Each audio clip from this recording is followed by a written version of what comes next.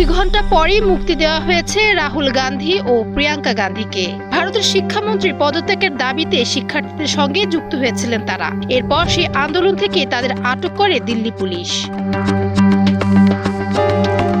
ভারতীয় সংবাদ মাধ্যম এনডিটিভি বলছে, কংগ্রেস সভাপতি মল্লিকার্জুন খাড়গে, রাহুল গান্ধী, প্রিয়াঙ্কা গান্ধী সহ কংগ্রেসের শীর্ষ নেতারা 21 জুলাই বিকেলে প্রধানমন্ত্রী নরেন্দ্র মোদীর বাসভবনের সামনে অবস্থান শুরু করেন। এরপর 3.5 ঘন্টা পর পুলিশ তাদের জোর করে সরিয়ে দেয়। বাস বোঝাই করে নেতাদের নিয়ে যাওয়া হয়। তবে পরবর্তী 2 ঘন্টা পর তাদের মুক্তি দেওয়া হয়।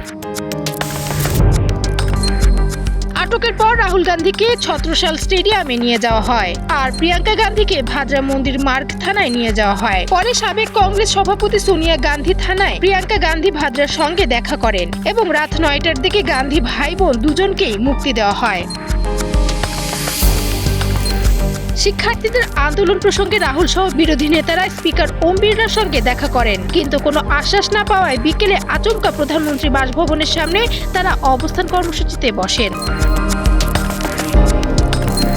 এরপর রাহুল পরপর কয়েকটি বার্তা দেন এক্স হ্যান্ডেলে। একটিতে তিনি বলেন, পুলিশি অত্যাচারের জবাব চাইতে এসেছি। এই সরকার কোনো দায় নিতে চায় না, সংসদে আলোচনা চায় না। দেশের যুব সম্প্রদায়ের ভবিষ্যৎ ধ্বংস করার অপরাধে প্রধানমন্ত্রী, স্বরাষ্ট্রমন্ত্রী ও শিক্ষামন্ত্রীর পদত্যাগ করা উচিত। ডেস্ক রিপোর্ট, সময়ের আলো।